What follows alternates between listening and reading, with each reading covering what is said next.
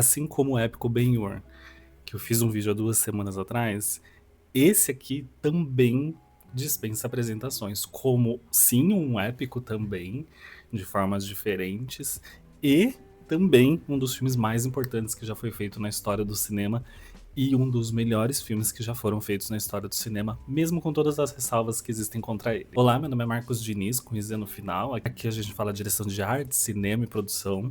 No vídeo de hoje, né, a gente vai falar sobre um pouquinho da direção de arte do filme E o Vento Levou, de 1939, né? Pra quem tá vindo aqui no canal por esse vídeo, não esquece de se inscrever aqui no canal, curtir o vídeo. A sexta-feira sai um vídeo gravado, né? Normalmente com algum bate-papo ou sobre algum filme em si, falando sobre o design de produção dele e as referências, direção de arte. Lives temáticas com filmes que abarcam ali o mesmo assunto, ou que são do mesmo universo, ou que não tem nada a ver um com o outro, mas de alguma forma eles se conectam dentro de um assunto ali. E também tem uns shorts aqui com indicação de filmes que eu vi recentemente, que sai ali normalmente às quintas e domingos. E aí a gente já pode ir direto pro vídeo. E sendo bem objetivo falando do filme, ele não tem uma direção de arte tão complexa no sentido de que precisam existir muitas referências ou muita criação dentro do projeto. Exatamente porque ele é uma recriação histórica da Guerra Civil que houve nos Estados Unidos nos anos de 1860. Então acaba que o filme ele vai tentar recriar de certa forma esse universo que tá dessa história, né? As mansões, as plantations, a cidade que tá ali próxima e os acontecimentos, né? Mas tem algumas coisas bem interessantes aqui que dá pra falar que acaba gerando por conta do filme ser assim. Primeiro que esse filme ele vem de uma guinada muito boa que a MGM tá ali naquele período, né? O filme ele é lançado em 1939, mas a produção dele começa mais ou menos junto com a produção de um outro filme muito importante da MGM, que é O Mágico de Oz, que inclusive os dois são do mesmo diretor, né? Mas o Selznick, que é quem dirige os dois filmes, ele entra na produção do filme E o Vento Levou muito tardiamente, porque ali eles tentam um outro diretor, o processo desse filme ele é muito complexo, porque o livro ele é muito grande, né? E quando eles compram o direito do livro, o livro ele tá para ser lançado, então eles tentam fazer com que um roteiro não seja tão longo quanto o livro, né? Ali no seu corte inicial, o filme tinha mais ou menos 5 horas e meia. Isso no corte do roteiro, né? Do script. E aí ele vai passando pela mão de diversas pessoas até finalmente chegar na mão do Selznick, que é quem vai fazer o corte final ali do roteiro de certa forma, mas filmando sem roteiro, porque na verdade esse filme ele não tem um roteiro final, né? Ele tem ali mais ou menos um roteiro. O diretor, o Selznick, ele acaba filmando deliberadamente para depois decidir o que vai ficar e o que vai sair na mesa de corte quando ele for fazer a montagem do filme. Então, meio que o final ali da filmagem dele, aliás, não só o final, mas durante toda a filmagem, o filme ele não tem um roteiro em específico onde eles estão trabalhando, mas Selznick tinha na cabeça dele muito fixo o que ele queria colocar no filme, né? Então isso daí acaba facilitando um pouco, mas dificulta porque o filme precisaria estar com ele lá para acontecer as filmagens, né? E enquanto ele filmava o Vento Levou, ele ainda estava finalizando o Mágico de Oz também, tanto que ele lá sai do Mágico de Oz, deixa na mão de outro diretor e volta ali no final para fazer a conclusão do filme. Mas aí ele fica indo e voltando aqui e o Vento Levou acaba que precisa muito da presença dele. Isso acontecer, na verdade, acaba dificultando muito nos quesitos em que o estúdio estava fazendo o projeto, né? Porque inicialmente eles queriam que o filme custasse mais ou menos 1,5 milhão, isso desde era um orçamento, assim, estratosférico para uma produção grande. No final, esse filme acaba com quase 4 milhões de orçamento. Como o filme não tem um roteiro, eles não conseguem fazer uma perspectiva de custo dele, né? E com o roteiro e a perspectiva, a gente consegue fazer o orçamento dele, a perspectiva de custo, porque isso vai estar muito atrelado o roteiro de o que vai precisar construir, montar ou improvisar dentro do filme para que ele funcione dentro daquele orçamento, né? Se eles falassem, a gente precisa que esse filme custe metade do que tá custando, provavelmente eles teriam que rever o roteiro inteiro. E aqui, por conta da demora de encontrar um diretor para esse filme, e encontrar um roteiro, né? Até que o Selznick assume o filme, o gasto dele só com roteiro já tinha passado de quase 500 mil, de mais de 500 mil dólares, que na época já era uma fortuna. E isso daí só com reescrita e refação de roteiro e estudo. Isso que assim, né? Eles compraram os direitos do filme por 50 mil dólares, que hoje com a inflação ele é uma fortuna, né? Mas na época é um valor alto, mas pelo custo que ele teve, acabou não sendo tão alto. E em relação ao lucro que esse filme gerou, não é nada esses 50 mil dólares que eles compraram, né? Porque o filme ele acaba em quase 190 milhões de dólares e, né? Isso só nos Estados Unidos, né? Sem o cálculo do restante do mundo. Hoje, o filme, né? Depois de várias reestreias e tudo mais, em períodos diferentes, não só nos Estados Unidos, mas no mundo inteiro, o filme já atinge aí quase 400 milhões de dólares. E ele é, se for contar pela inflação, o filme de maior bilheteria da história. E mesmo com esse tanto de filme que a gente tem aí nos últimos 20 anos, que passaram de bilhão, né? Quando a gente coloca a inflação no O Vento Levou, ele chega a quase 4 bilhões e 600 milhões de dólares. Para vocês terem noção, o filme Avatar, que ele é de 2009, que ele teve uma bilheteria ali quase perto dos 3 bilhões de dólares, hoje ele, inflacionado, chega ali os seus 4 bilhões, 150 milhões.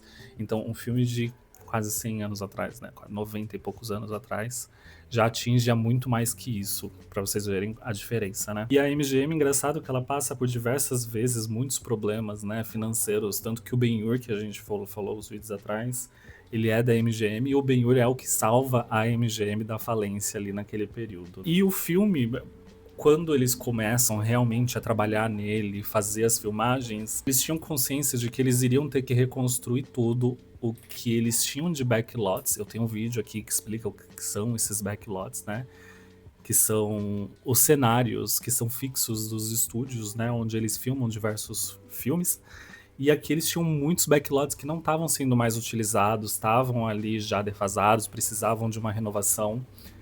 E como primeiro ato, como eles já sabiam que eles iam precisar construir um backlot muito grande para a filmagem do Vento Levou, eles decidem que eles vão demolir todo o que eles já têm ali no backlot deles e construir os cenários para o filme ali.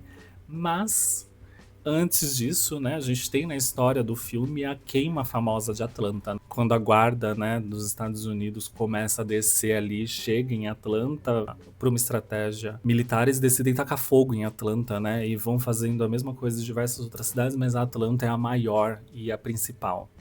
E eles decidem retratar esse trecho no filme exatamente porque é o trecho da história ali que se passa. E para isso eles acabam usando o próprio backlot que eles já iam demolir, né? Eles decidem tacar fogo no backlot que existia. Eles acabam criando um sistema de encanamento por todo o backlot que existe ali naquele lugar para bombear água, né, na hora que fosse necessário, e bombear óleo para poder tacar fogo nas estruturas. Naquele momento, para vocês terem noção, eles decidem que eles vão filmar dessa forma essa cena, mas eles não têm nem atores que são fixos, né? Eles não têm ainda decidido quem vai ser Scarlett O'Hara ou quem vai ser o Heath Butler. Eles vieram a ser escalados muito tempo depois que eles fizeram essa filmagem. Então eles tacam fogo no backlot, filmam das várias formas que eles podem ali, e eles usam atores, né, improvisados. Eles colocam ali mais ou menos no figurino que já ia ser, não usado no filme, mas era um estudo de figurino, como não ia dar pra ver direito o que era ali, não tinha problema. E eles tentam filmar de uma forma com que as pessoas circulem ali naquele lugar, e os personagens principais, da Vivien Leigh e do Clark Gable, né, que estaria nessa cena também, eles meio que filmam de uma forma que não mostra rosto nem nada, pra poder já ter essa cena, porque eles vão demolir isso e aí sim começar a construir os cenários que iam ser usados pro filme. Como esse filme começa ali, né, a demorar muito, e uma coisa interessante é que eles testam muitas atrizes que vai ser a Scarlett O'Hara. Isso é uma comoção nacional dos Estados Unidos, não só a Scarlett O'Hara, mas quem vai fazer o Heath Butler. E antes que escolhessem os dois, eles testaram muitos atores de diversas formas possíveis. E os testes que eles faziam não eram simplesmente testes de câmera com os atores próximos um do outro, como normalmente eles fazem, né? É o teste de química, né? Pra ver se os dois atores vão ter ali uma química boa de relacionamento para poder fazer as cenas.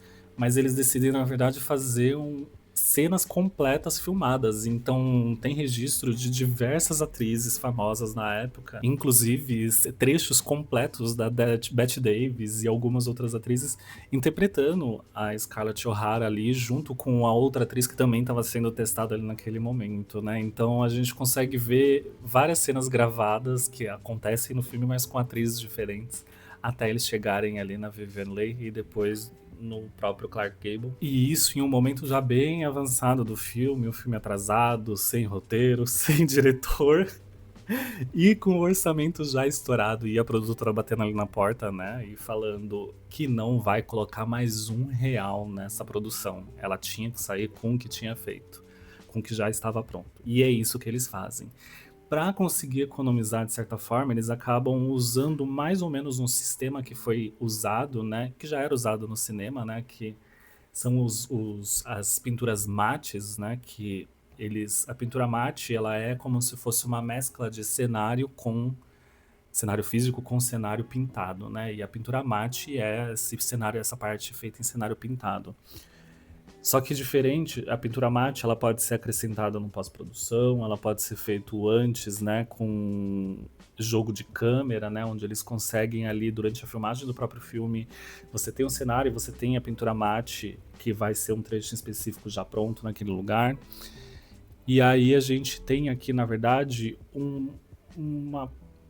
como se fosse um braço da pintura mate no cinema, que aí ela é desenvolvida pelo Jack Cosgrove, que é o diretor de efeitos especiais ali, que ele faz assim, a gente não tem como construir mais backlots, a gente precisa usar cenários que a gente tem, inclusive cenários que a gente não tem. Tem cenas ali do filme que são gravadas, por exemplo, na entrada do estúdio, só que é feito esse processo aí de pintura que eles fizeram durante o filme, de recorte e pintura, para parecer que é outro cenário, né? Inclusive, em algumas cenas do filme você vê ali que tem uma distorção ou uma coloração muito mais aflorada. Quando eu vi o filme, dava pra ver que era pintura, né? Mas como que eles tinham conseguido fazer essa pintura, não dava pra perceber tanto, porque era muito bem feito. E aí depois, quando eu fui ver como que era esse processo aí, que fez muito mais sentido em a gente ter essa exposição de coloração, essa saturação tão grande em muitas cenas do filme, né? Que o Jack Cosgrove, ao invés dele fazer a pintura mate durante a filmagem, né, já no trecho pintado, ou, né, fazer o cenário pintado de uma certa forma, ele decide que eles vão filmar só a parte que importa para eles, e isso em tempo real. Eles tampam a tela no trecho onde eles não querem que apareça na tela, então vai aparecer no filme, né? No filme impresso ali, vai ficar sem nada, e eles conseguem sobrepor alguma coisa naquele lugar. Então, grandes trechos, grandes cenários que estão no filme, grandes visuais, assim, de composição mesmo, em alguns lugares, eles tampam o que é necessário, né? Eles locam a câmera, eles alocam a câmera no lugar que eles precisam, já com o trecho que eles querem ali, que vai ser filmado, os atores interagindo ali, eles fazem um recorte do que eles não querem que apareça e tampa aquele trecho da tela. Então, quando for ver o filme, né, todo o filme daquele trecho vai ver só o trecho gravado e o restante em branco. E aí ele vem depois e faz uma pintura do jeito que ele quer que seja aquele cenário, ou aquele visual, ou aquele lugar, e sobrepõe no filme, e na hora de finalizar ele, você tem aquele trecho ali pintado. E isso aí é muito importante, que eles conseguem acelerar e baixar o custo da produção, que já estava estourado e não ia ter mais R$ 1 para eles fazerem esse cenário que eles estão desenhando. Então, a sinopse do filme eu acho que dispensa, né?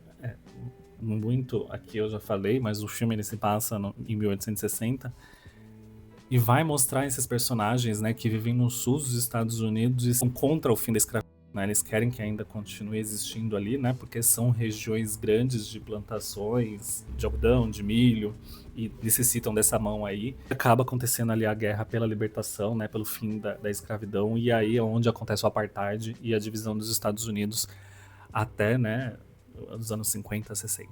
E a gente vai ver esse processo, na verdade, aos olhos da Scarlett O'Hara, né? Que no começo do filme ela é uma adolescente rica, mimada e extremamente irritante, possessiva, e tudo que ela, uma adolescente rica pode ser de irritante. E como que esse personagem vai passar através dos tempos ali até vida adulta, passagem pela guerra, a volta dela para Atlanta e depois a fome e a escassez e aí a fazenda dela voltar aos poucos, não a ter alguma coisa, mas pelo menos a ela ter a esperança de que a vida dela pode melhorar.